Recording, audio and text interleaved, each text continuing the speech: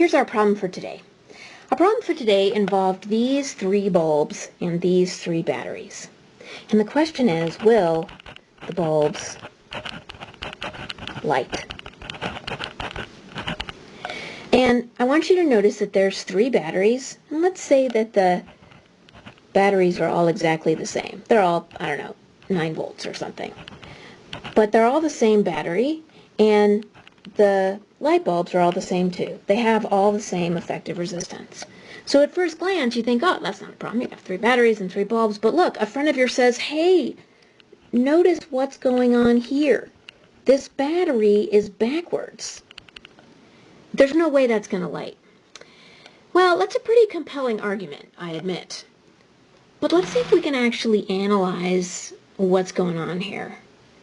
And one of the ways we like to talk about circuits is that the voltage in a circuit, or the voltage difference between 2 points,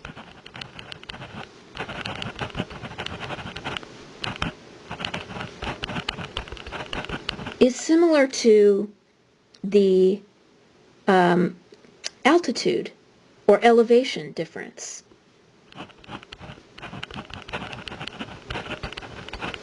on Earth.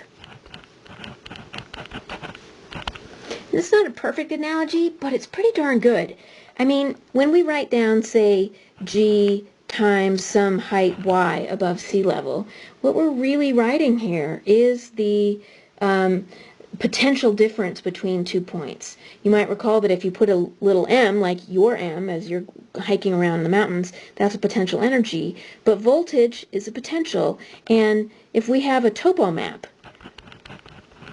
what we're really looking at is lines where the gravitational potential is the same. Which leads me to my favorite analogy for circuits. My favorite analogy is the ski area. It's kind of funny since I don't actually ski, but I live near a ski area and I like to snowshoe, so I have been to ski areas, and here's the deal. Here's what I know about ski areas. Ski areas, you drive in, okay, here's your car, and you take a ski lift up. And the ski lift's job is to carry you from one place to another. And it's got big motors, and you climb on, you buy a ticket. And then what happens after that is you can ski down the mountain. Sometimes there might even be a couple of different ways you can ski down the mountain. But here's the bottom line is. The bottom line is that eventually you have to make it back to the car. And this conservation law, if you will, conservation of making it back to the car, is Kirchhoff's loop rule for circuits. I think most of us tend to have a better intuition about this, about ski areas anyway. And so what does it mean to have a backwards battery? Well, what this means is that if I were to go around this circuit clockwise, and I go through a regular battery, I go up a ski lift. Okay? But a battery that's hooked up the other way is simply something that's designed to send you down the hill.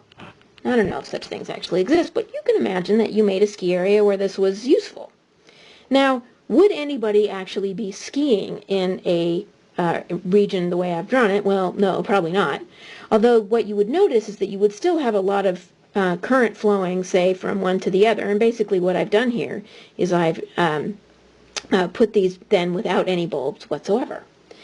So what this problem is saying is that we have a ski lift up, and then we have a skiing down. So we have a ski lift up and a skiing down. Going through the light bulb is a decrease in voltage. But then we have a ski lift down. So we go up, we ski down the mountain, and then we take the ski lift, I don't know, chair thing, for whatever reason, downward. And then we ski again. So now we're going to ski again, and then we're going to get on another chairlift, and we're going to go up the chairlift, and then we're going to ski back down through another ski run, and somehow end up back at the car. So the question really is this possible?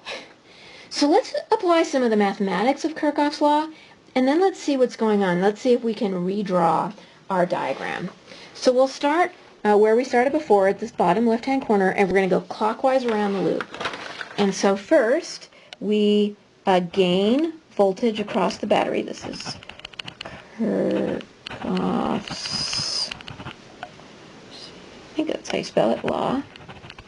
And we go up through a battery, down through a bulb. This is Ohm's empirical relationship, that the voltage across a resistor, which essentially is what an incandescent bulb is the current times the resistance. But now here's the key. We go the wrong way through a battery. Okay, this is the backwards battery. This is like taking the chairlift down the hill. Then we go through another battery, and then we go up the regular way through the lift, and then another battery. And what Kirchhoff's law says is that you have to get back to the parking lot. You can go up, you can go down, you can ski all day, but you've got to get back to the car. You've got to get back to the elevation of the car. So let's see if this helps us. Well, we actually notice that two of these terms cancel, and we're left with 0 is delta V battery, and then there's 1, 2, 3 of these, 3 IR. And so that means, that means that the current that's running through here, we can solve this equation, delta V B over 3 R. Yes, the bulb's light. That's the first important thing. We got a value for the current, so current does flow. They do light. But here's something else to notice. Notice that the change in voltage across the resistors, we'll write this bulbs, is, I'll rewrite it from up here, that's just IR, which is 1/3 the voltage of any one battery. Oh, so that actually may help me come back to my analogy. So here's the ski area, here's my car in the parking lot, and me and my friends are going to go up. We're going to start here, and we're going to go up a chairlift 3 units in elevation. Then we're going to ski only 1/3 of the way back down. There's my little ski run. And then I'm going to take that chairlift, for whatever reason, another chairlift, that other battery that's going backwards, down. See how this works? It's the same length of chairlift as the other one, only now that one was going up and this one's going down. Okay, and now my friends and I get off the ski lift and we once again ski only 1/3 of the battery down. Okay, and then what happens? Well, then we take another chairlift and we once again go up 3 units. And then what? Of course, it takes one more little run that we ski down to get back to the level of the car. Here's us, and here's our skis and our poles, and we are walking back to the car, and we had a good day. So in fact, yes, you can go up the chairlift, down 1/3 of the voltage through that battery, down a chairlift, down again through a battery, up another chairlift, and down that third bulb, and make it back to the car. So whether you use your intuition with ski areas or whether you use the mathematics of Kirchhoff's law, you should try them both and see what kind of insight you can gather. Okay? Enjoy.